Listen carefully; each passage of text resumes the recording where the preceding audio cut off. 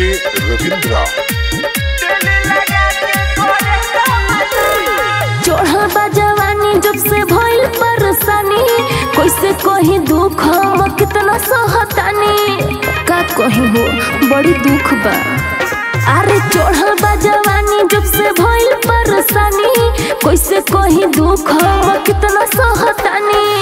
ढोली पर बैठल बाने शनि महाराज, यही से बदलल रहता मिजाज। सुतना चीते छोड़ सब तू लाज, तेल लगा के करे मसाज। ढोली पर बैठल बाने शनि महाराज, यही से बदलत रहता मिजाज।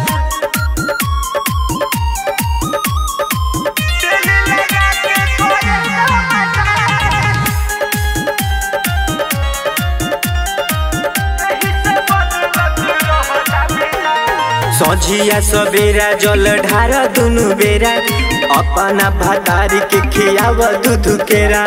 अच्छा ऐसा बात बा। अरे हाँ हो, भतार हमर गइल बा बाहर कमाए, का करी उपाय कुछ हमरा ना बुझाए।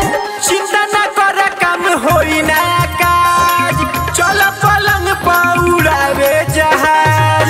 सुतना चीते छोड़ सब तू लाज, तेल लगा के करे मसाज। ढोली पर बैठल बाने शनि महाराज, यही से बदलल रहता मिजाज।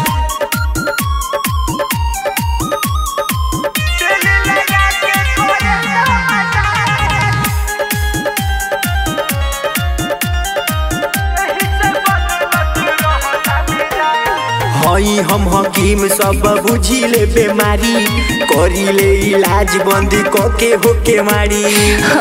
ना मन बा ना हो, कृष्ण बसंत सोनू सहुआन राजा, होता ना बर्दाश्त अब जल्दी से आजा।